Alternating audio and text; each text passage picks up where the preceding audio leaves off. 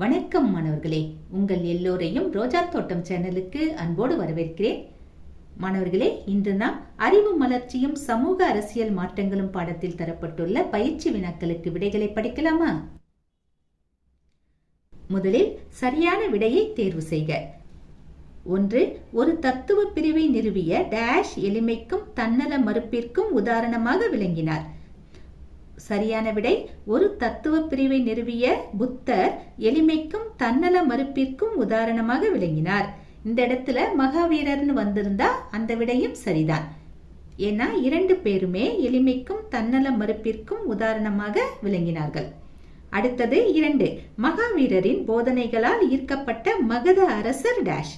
விடை, மகாவீரரின் போதனைகளால் ஈர்க்கப்பட்ட மகத அரசர் பிம்பிசாரர். மகத அரசர்னா பிம்பிசாரர், மௌரிய அரசர்னா பிந்துசாரர். பிம்பிசாரர்னா யாரு, பிந்துசாரர்னா யாருங்கிற வித்தியாசத்தை புரிஞ்சு படிக்கணும். அடுத்தது 3. வடக்கில் காபூல் பள்ளத்தாக்கிலிருந்து தெற்கில் கோதாவரி வரை பரவியிருந்த வட இந்தியாவின் டேஷ் எனப்பட்ட 16 மாநிலங்களின் அரசுகளில் எழுச்சி ஏற்பட்டது. விடை, வடக்கில் காபூல் பள்ளத்தாக்கிலிருந்து தெற்கில் கோதாவரி வரை பரவியிருந்த வட இந்தியாவின் மகாஜனபதங்கள் எனப்பட்ட 16 மாநிலங்களின் அரசுகளில் எழுச்சி ஏற்பட்டது. சரியான விடை மகாஜனபதங்கள். 4. மும்மணிகள் அதாவது திரிரத்னா. மும்மணிகள் என்ற 3 கொள்கைகளை போதித்தவர் டேஷ். மும்மணிகள் என்ற 3 கொள்கைகளை போதித்தவர் மகாவீரர். 5. மௌரிய ஆட்சி அமைப்பு மற்றும் சமூகம் குறித்த செய்திகளை தன் குறிப்புகளால் அளித்தவர். சரியான விடை மெகஸ்தனிஸ். 6. இங்க வரிசையா 4 கூற்றுகள் தரப்பட்டிருக்கு. இதுல எது எது சரின்னு நாம செலக்ட் பண்ணி எழுதணும். முதல்ல என்ன கொடுத்திருக்காங்க, மகத அரசர்களின் கீழ் இருந்த மகா மாத்ரேயர்கள் அமைச்சர்களுக்கு செயலாளர்களாக செயல்பட்டார்கள். இந்த கூற்று தவறு. ஏன்னா மகத அரசர்கள்னு வந்திருக்க கூடாது, அவங்க மௌரிய அரசர்களுக்கு கீழே தான் இருந்தாங்க. அதனால் கொடுக்கப்பட்ட கூற்று தவறு. அடுத்தது 2வதா என்ன கொடுத்திருக்காங்க, மெகஸ்தனிஸ் எழுதிய இண்டிகா என்னும் வரலாற்று குறிப்பு மௌரிய ஆட்சி அமைப்பு மற்றும் சமூகம் குறித்த ஆவணமாக விளங்குகிறது. ஆமா, இந்த கூற்று சரிதான். 3. ஒரு பேரரசை கட்டமைக்க நந்தர் செய்த முயற்சியை மௌரிய அரசை உருவாக்கிய அசோகர் தடுத்து நிறுத்தினார். இந்த கூற்று தவறு. ஏன்னா அசோகர் தடுத்து நிறுத்தல, சந்திரகுப்தர் தான் தடுத்து நிறுத்துறார். ஆக கொடுக்கப்பட்ட கூற்று தவறானது. கடைசியா என்ன கொடுத்திருக்காங்க, மரபுகளின்படி சந்திரகுப்தர் அவரது வாழ்வின் இறுதியில் புத்த சமயத்தின் தீவிரமான ஆதரவாளராக இருந்தார். இது தவறு. ஏன்னா அவர் புத்த சமயத்தின் தீவிரமான ஆதரவாளரா இல்ல, சமண சமயத்தின் ஆதரவாளராகத்தான் இருந்தார். ஆக கொடுக்கப்பட்ட கூற்று தவறானது. இப்போ 4ல 2வதாக தரப்பட்ட கூற்று மட்டுமே சரி. அப்ப நாம எதை செலக்ட் பண்ணலாம், கொடுத்திருக்காங்க இல்லையா, 2 சரின்னு அதை எடுத்து எழுதலாம். அடுத்தது கோடிட்ட இடங்களை நிரப்புக. 1. வெவ்வேறு காலகட்டங்களை சேர்ந்த பிரார்த்தனைகளும் மரபு வழி கதைகளும் அடங்கிய புனித இலக்கிய தொகுப்பு டேஷ் ஆகும். ஜென்ட் அவஸ்தா ஆகும். விடை ஜென்ட் அவஸ்தா. 2. 2வதாக தரப்பட்டிருக்கிற கோடிட்ட இடம் பொருள் பொருந்துற மாதிரி நீட்டா தரப்படல. அதனால நாம சரியா எழுதிக்கலாம். எப்படி எழுதிக்கலாம்னா, கங்கை சமவெளியில் வேளாண்மைக்கு டேஷ் தேவை அவசியமானது. இப்படி எழுதிக்கோங்க. விடை எப்படி எழுதலாம், கங்கை சமவெளியில் வேளாண்மைக்கு காளைகளின் தேவை அவசியமானது. இப்படி விடை எழுதிக்கலாம். நம்ம ஏற்கனவே 1 மார்க்குக்கு ஒரு வீடியோ போட்டிருப்போம். அதுல எப்படி எழுதிருப்போம்னா, கங்கை சமவெளியில் வேளாண்மைக்கு இரும்பு கலப்பையின் தேவை அவசியமானது, இந்த மாதிரி எழுதியிருப்போம். அந்த விடையும் சரிதான். அதை விட சிறப்பான விடை இது. எது, அதாவது காளைகளின் தேவை அவசியமானது, இது சரிங்களா? அடுத்தது 3. டேஷ் தீர்த்தங்கரர்களின் நீண்ட மரபில் வந்தவர் என்றும் 24வது மற்றும் கடைசி தீர்த்தங்கரர் என்றும் சமணர்கள் நம்புகிறார்கள். சரியான விடை, வர்த்தமான மகாவீரர் தீர்த்தங்கரர்களின் நீண்ட மரபில் வந்தவர் என்றும் 24வது மற்றும் கடைசி தீர்த்தங்கரர் என்றும் சமணர்கள் நம்புகிறார்கள். சரியான விடை வர்த்தமான மகாவீரர். 4. புத்தருக்கு ஞானோதயம் ஏற்பட்ட இடத்தில் கட்டப்பட்டுள்ள மகாபோதி கோயில் இன்றும் டேஷில் உள்ளது. இன்றும் பீகாரில் உள்ள புத்த கயாவில் உள்ளது. பீகாரில் உள்ள புத்த கயா. 5 மௌரிய பேரரசை பற்றியும் குறிப்பாக அசோகரின் தர்மம் சார்ந்த ஆட்சியை பற்றியும் அறிந்து கொள்ள டேஷ் பாறை குறிப்புகள் பெரிதும் உதவுகின்றன. விடை 33 பாறை குறிப்புகள் பெரிதும் உதவுகின்றன. இந்த இடத்துல ஒரு சின்ன விளக்கத்தை தர வேண்டியிருக்கு. 65வது பக்கத்துக்கு வாங்க. அங்க மேல கட்டத்துல கொடுத்திருக்காங்க இல்லையா, மொத்தம் உள்ள 33 கல்வெட்டுகளில் 14 முக்கியமான பாறை கல்வெட்டுகள்னு கொடுத்திருக்காங்க. அப்போ உங்களுக்கு 14 தானே பாறை கல்வெட்டுகள்ன்ற சந்தேகம் வரலாம். அப்போ 14ன்னு விடை எழுதக்கூடாதா அப்படின்னு நீங்க நினைக்கலாம். ஆனா அப்படி எழுதக்கூடாது. அதுக்கு கீழே நீங்க படிச்சுட்டு வந்தீங்கன்னா 7 தூண் பிரகடனங்கள், 2 கலிங்க கல்வெட்டுகள், இவை போக சிறு பாறை கல்வெட்டுகளும்னு ஒரு வேர்டு இருக்கு பாருங்க, அதையும் கவனிச்சாகணும். பெரிய பாறையா இருந்தா என்ன, சிறிய பாறையா இருந்தா என்ன, அதுவும் கல்வெட்டு தான் இல்லையா. அதோடு கூட தூண் கல்வெட்டுன்னா இந்த தூணும் கூட கற்றூன் தான், அதாவது கல்லாலான தூண் தான். ஆக இதையும் கூட நாம் பாறை என்று எடுத்துக்கொள்ளலாம். அப்ப நாம மொத்தமாகவே கொடுக்கப்பட்டுள்ள மொத்த எண்ணிக்கையை எழுதுறது தான் சரியா இருக்கும். மொத்த எண்ணிக்கை எவ்வளவு? 33 இல்லையா. அதனால் 33 பாறை குறிப்புகள் பெரிதும் உதவுகின்றன. இப்படி எழுதினால் விடை சரியானதாக அமையும். அடுத்தது சரியான கூற்றை தேர்வு செய்க. 1. இதுல 4 கூற்றுகள் தரப்பட்டிருக்கு. எது எது சரின்னு பார்த்து எழுதலாம். முதல் கூற்று என்ன கொடுத்திருக்காங்க? வெண்கல கருவிகளின் வரவால் கங்கை ஆற்றங்கரையில் இருந்த அடர்த்தியான காடுகளை அகற்றுவது எளிதானது. இது தவறு. இரும்பு கருவிகளின் வரவால்னு இருந்திருந்தா சரியான கூற்றாக இது இருந்திருக்கும். வெண்கல கருவிகள்னு கொடுத்திருக்காங்க, அதனால் கொடுக்கப்பட்ட கூற்று தவறானது. அடுத்த கூற்று என்ன? ஆசீவகம் மேற்கு இந்தியாவில் சிறு அளவில் பரவி இருந்தது. இதுவும் தவறு. ஏன்னா ஆசீவகம் தென்னிந்தியாவில் தான் சிறு அளவில் பரவி இருந்தது. அதனால் கொடுக்கப்பட்ட கூற்றை நாம் தவறு என்று எழுதலாம். அடுத்தது 3வது கூற்று என்ன? குறிப்பிட்ட இனக்குழுக்கள் ஆதிக்கம் செலுத்திய நிலத்தொகுதிகள் மௌரியர்களுக்கு முற்பட்ட அரசுகள் எனப்பட்டன. இந்த கூற்றும் தவறு. ஏன்னா கேட்கப்பட்ட கேள்வியில் குறிப்பிட்ட இனக்குழுக்கள்னு கொடுத்திருக்காங்க, ஆனா அது எந்த இனக்குழுக்கள்னு மென்ஷன் பண்ணல. அப்படி கேள்வி தெளிவா இல்லாத போது நாம இந்த கேள்வியை தவறு என்று எழுதலாம். அடுத்தது கடைசியா என்ன கொடுத்திருக்காங்க?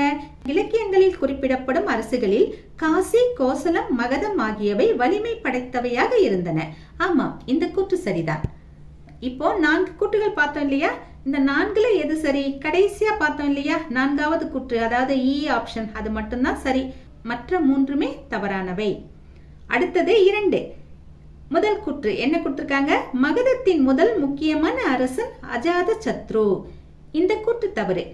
ஏன்னா மகதத்தின் முதல் முக்கியமான அரசன் பிம்பிசாரர். அடுத்த கூற்று என்ன? நிர்வாகத்துக்கான ஒரு விரிவான கட்டமைப்பை உருவாக்குவதில் பிம்பிசாரர் வெற்றிகரமாக செயல்பட்டார். ஆமா, இந்த கூற்று சரிதான். அடுத்தது 3வது கூற்று. வட இந்தியாவில் ஆட்சி செய்த சத்திரியர் அல்லாத அரச வம்சங்களில் முதலாமவர்கள் மௌரியர்களாகும்னு கொடுத்திருக்காங்க. இந்த கூற்று தவறு. ஏன்னா வட இந்தியாவில் ஆட்சி செய்த சத்திரியர் அல்லாத அரச வம்சங்களில் முதலாம் அவர்கள் நந்தர்கள் ஆவர்.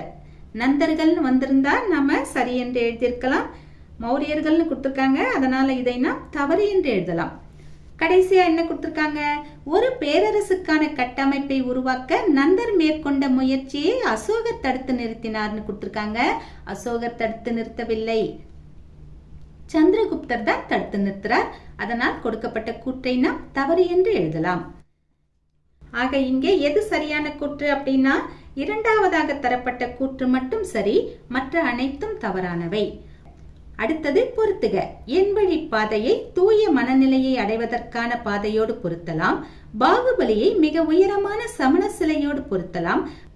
வசந்த மற்றும் இலையுதிர்கால வரலாற்று பதிவேட்டை அரசியல் அறநெறிகளின் சட்ட தொகுப்போடு பொருத்தலாம். ஜென்ட் அவஸ்தாவை சட்டங்களும் புராண கதைகளும் அடங்கிய புனித இலக்கியத்தோடு பொருத்தலாம். ரிஷபாவை முதல் தீர்த்தங்கரோடு பொருத்தலாம். அடுத்தது சுருக்கமான விடை தருக. முதல் கேள்வி, ஹீனயானம் மற்றும் மகாயானம் பற்றி குறிப்பு வரைக. 61வது பக்கத்துக்கு வாங்க. 61வது பக்கத்துல கீழே பாத்தீங்கன்னா ஹீனயானம், அதாவது சிறிய பாதைன்னு பிராக்கெட்ல கொடுத்திருக்காங்க இல்லையா, அங்க நீங்க இதற்கான விடையை ஆரம்பிக்கணும். இது புத்தர் போதித்த அசல் வடிவம். இந்த வடிவத்தை பின்பற்றியவர்கள் புத்தரை தமது குருவாக ஏற்றார்கள், அவரை கடவுளாக வழிபடவில்லை. இப்படி ஆரம்பமாகுது இல்லையா, இங்க நீங்க ஆரம்பிக்கணும். ஆரம்பிச்சு அடுத்த பக்கத்துக்கு வரணும், 62வது பக்கத்துக்கு வரணும். அதன் தொடர்ச்சியை அப்படியே எழுதணும். எழுதிட்டு அதுக்கு கீழே மகாயானம்னு ஒரு தலைப்பு இருக்கா, அதாவது பிராக்கெட்ல பெரிய பாதைன்னு இருக்கு இல்லையா, அந்த பத்தியை முழுசா எழுதணும். அதாவது மகாயானம்னு போட்டு ஒரு பத்தி கொடுத்துருக்காங்க இல்லையா, அந்த பத்தியை முழுசா எழுதணும். இந்த வகை பௌத்தத்தை கனிஷ்கர் ஆதரித்தார், இது வரைக்கும் எழுதணும். அடுத்தது 2வது கேள்வி. மும்மணிகள் அதாவது திரிரத்னா இச்சொல்லை விளக்கி கூறு. 60வது பக்கத்துக்கு வாங்க. மகாவீரரின் போதனைகள்னு ஒரு தலைப்பு இருக்கா. மும்மணிகள் திரிரத்னா என்று அழைக்கப்படும் சமண மதத்தின் முக்கியமான 3 கொள்கைகள்னு ஆரம்பமாகுது இல்லையா, அதுல இருக்கு பாருங்க. 1, 2, 3 போட்டிருக்கா. 1 நன்னம்பிக்கை, 2 நல்லறிவு, கீழே 3 நன்னடத்தைன்னு இருக்கு இல்லையா. இது 3ஐயும் நீங்க விளக்கி எழுதியாகணும். 1 நன்னம்பிக்கை, மகாவீரரின் போதனைகளில் ஞானத்தில் நம்பிக்கை வைத்தல். 2 நல்லறிவு, கடவுள் இல்லை என்ற கோட்பாட்டை ஏற்றுக்கொள்வது. படைத்தவன் இன்றியே உலகம் இயங்கி வருகிறது, அனைத்து பொருள்களுக்கும் ஆன்மா உண்டு என்ற கருத்துக்களை ஏற்பது. 3 நன்னடத்தை, இது மகாவீரரின் 50 சூளுரைகளை கடைபிடிப்பதை குறிப்பது. அந்த 5 என்னன்னு கொடுத்துருக்காங்க பாருங்க, அது முழுசா எழுதியாகணும். நன்னம்பிக்கை, நல்லறிவு, நன்னடத்தை, இது 3 மெயின். உங்களால முடிஞ்சதுன்னா 3ஐ பத்தியுமே விளக்கமா கொடுத்துருக்காங்க இல்லையா, அதையும் சேர்த்து எழுதணும். சரிங்களா? அடுத்தது 3வது கேள்வி. அஜாத சத்ருவை பற்றி கூறு. 64வது பக்கத்துக்கு வாங்க. அங்க கடைசியில கீழே பாத்தீங்கன்னா பிம்பிசாரரின் புதல்வரான அஜாத சத்ரு கிமு 493 தனது தந்தையை கொன்றுவிட்டு அரியணை ஏறியதாக சொல்லப்படுகிறது. இப்படி ஒரு பத்தி ஆரம்பமாகுதா, அங்க ஆரம்பிக்கணும். ஆரம்பிச்சு அப்படியே மேல வந்தீங்கன்னா அங்க ஒரு 6 வரி எழுத வேண்டியிருக்கு. நான் படிச்சுட்டு வரேன், ஃபாலோ பண்ணிட்டு வாங்க. கங்கை கரையில் பாடலி கிராமத்தில் மற்றொரு கோட்டையை கட்டினார். இது உள்ளூர் உற்பத்திகளுக்கான பரிமாற்ற மையமாக விளங்கியது. பின்னர் மௌரிய தலைநகர் பாடலிபுத்திரமாக இது மாறியது. அஜாத சத்ரு கிமு 461 இறந்தார். இது வரைக்கும் எழுதணும். அடுத்தது 4வது கேள்வி. கலிங்கா கல்வெட்டு குறிப்பு கூறுவது என்ன? 65வது பக்கத்துக்கு வரணும். அங்க அசோகர் கர்ட்டூன் படம் இருக்கு இல்லையா, அதுக்கு மேல இதற்கான விடையை நாம ஆரம்பிக்கணும். முதல்ல நாம எப்படி ஆரம்பிக்கணும்னா 2 கலிங்க கல்வெட்டுகள் காணப்படுகின்றன, இப்படி ஒரு லைனை எழுதிடுங்க. ஏன்னா கலிங்க கல்வெட்டுகள் மொத்தம் 2 தான். அந்த 2ல தான் அசோகர் சொல்றாரு, அதனால அப்படி நாம எழுதிடலாம். அதுக்கப்புறமா அங்க கொடுத்திருக்கிறதுல இருந்து ஆரம்பிங்க. தனது கலிங்க கல்வெட்டு ஒன்றில் அவர் போர் மற்றும் வெற்றிக்காக நடந்த படுகொலைகளை பார்த்து தமடைந்த மனவேதனையை அசோகர் பதிவு செய்துள்ளார்.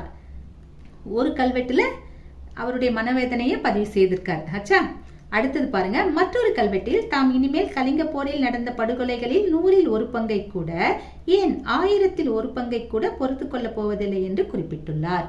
மொத்தம் 2. அந்த 2லயும் ஒவ்வொரு கல்வெட்டுலயும் என்ன சொல்றாருங்கிறத எழுதிடணும். இதுதான் கலிங்க கல்வெட்டை பத்தி சொல்லியிருக்கிறது. சரிங்களா? அடுத்தது 5வது கேள்வி.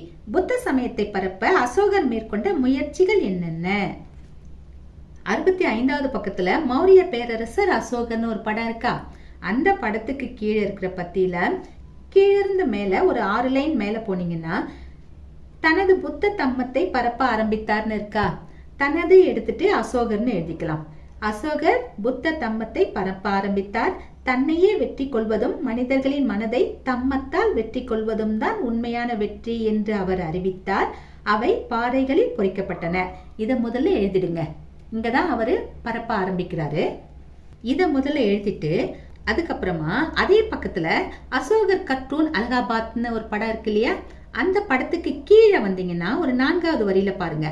அசோகர் தனது மகன் மகேந்திரனையும் மகள் சங்கமித்ரையையும் தம்மம் குறித்த தனது செய்தியை பரப்புவதற்காக இலங்கைக்கு அனுப்பினார். இந்த பாயிண்டையும் சேர்த்துக்கோங்க. இங்க ஒரு பாயிண்ட், அங்க ஒரு பாயிண்ட், மொத்தம் 2 பாயிண்ட். சரிங்களா? அடுத்தது விரிவான விடையளிக்கவும். முதல் கேள்வி.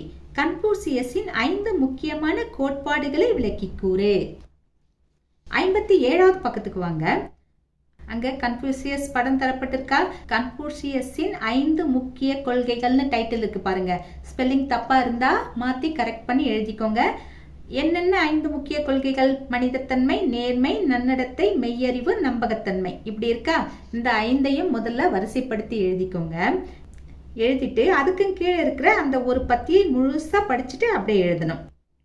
எழுதுனீங்கன்னா இந்த கேள்விக்கான விடை தயார். எது வரைக்கும் எழுதணும்னா மக்களுக்கு தம் ஆட்சியாளர் மீது நம்பிக்கை ஆகியன இருக்க வேண்டும் என்றார். இது வரைக்கும் எழுதணும். அடுத்தது இரண்டாவது கேள்வி, கடைசி கேள்வி. சமண புத்த சமய கொள்கைகளுக்கு இடையேயான ஒற்றுமைகளையும் வேறுபாடுகளையும் எழுதுக. இந்த கேள்விக்கான விடைய நான் கொடுக்குறேன், நோட் பண்ணிக்கோங்க. சமண புத்த சமய கொள்கைகள்னு ஒரு டைட்டில் போட்டுக்கலாம். அதுக்கு கீழே ஒற்றுமைகள்னு எழுதிக்கலாம். ஒரு 5 பாயிண்ட் சின்ன சின்னதா எழுதுவோமா? 2 சமயங்களும் அகிம்சையை வலியுறுத்துகின்றன. மத சடங்குகளில் விலங்குகளை பலியிடுவதை எதிர்க்கின்றன. ஆடம்பர சடங்குகளை எதிர்க்கின்றன. 2 சமயங்களும் கருணை, இரக்கம், எளிமை, நேர்மை, ஒழுக்கம், நற்செயல் போன்ற நல்ல பண்புகளையே போதிக்கின்றன. 2 சமயங்களிலும் காலப்போக்கில் பிளவுகள் ஏற்பட்டன. இவைகள் எல்லாம் ஒற்றுமைகள். சரிங்களா? அடுத்தது வேற்றுமை. ஒரு பக்கத்துல சமணம்னு எழுதிக்கலாம், இன்னொரு பக்கத்துல புத்தம்னு எழுதிக்கலாம். ஃபர்ஸ்ட் பாயிண்ட் என்ன எழுதலாம்? மகாவீரரின் போதனைகள் மும்மணிகள் என்று அழைக்கப்படுகின்றன. அவை நன்னம்பிக்கை, நல்லறிவு, நன்னடத்தை போன்றவைகளாகும். இந்த பக்கம் வாங்க. புத்தரின் போதனைகள் 4 பேருண்மைகள் என்று அழைக்கப்படுகின்றன. அந்த 4 பேருண்மைகள் என்னென்னு எழுதிடணும். உலகம் துன்பமும் துயரமும் நிறைந்தது. ஆசையும் ஏக்கமும் தான் இந்த துன்பத்திற்கு காரணம். ஆசையை, ஏக்கத்தை அடக்குவதன் மூலம் இந்த துன்பம் அல்லது வலியை போக்கலாம். இதை ஒழுக்கமான வாழ்க்கை வாழ்வதன் மூலம் அல்லது புத்தர் கூறிய உத்தமமான எண்வழி பாதை மூலம் அடைய முடியும். இதை எழுதிருங்க. அடுத்தது செகண்ட் பாயிண்ட். சமண மதமானது 5 சூளுரைகளை கடைபிடிப்பதை கூறுகிறது. அவை எந்த உயிரினத்தையும் துன்புறுத்தலாகாது, நேர்மையுடன் இருப்பது, கருணை, உண்மையுடன் இருப்பது, பிறருடைய உடைமைகளுக்கு ஆசைப்படாமல் வாழ்வது. இந்த பக்கம் வாங்க. புத்த மதமானது 8 உன்னதமான பாதைகளை கூறுகிறது. அவை நன்னம்பிக்கை, நல்ல ஆர்வம், நற்பேச்சு, நற்செயல், நல்வாழ்க்கை முறை, நன்முயற்சி, நற்சிந்தனை, நல்ல தியானம். அடுத்தது தேர்ட் பாயிண்ட். சமண மதத்தில் திகம்பரர்கள், ஸ்வேதாம்பரர்கள் என 2 பிரிவுகள் தோன்றின. இந்த பக்கம் வாங்க. புத்த மதத்தில் ஹீனயானம், மகாயானம் என 2 பிரிவுகள் தோன்றின. அடுத்தது ஃபோர்த் பாயிண்ட். ஆன்மாவிற்கு முக்கியத்துவம் அளிக்கப்பட்டது. இந்த பக்கம் வாங்க. ஒழுக்கத்திற்கு முக்கியத்துவம் அளிக்கப்பட்டது. மாணவர்களே, இன்று நாம் அறிவு மலர்ச்சியும் சமூக அரசியல் மாற்றங்களும் பாடத்தில் தரப்பட்ட பயிற்சி வினாக்களுக்கு விடைகளை பார்த்தோம். நாம் வேறு பாடத்தோடு மீண்டும் சந்திக்கலாம். டாடா, பாய்.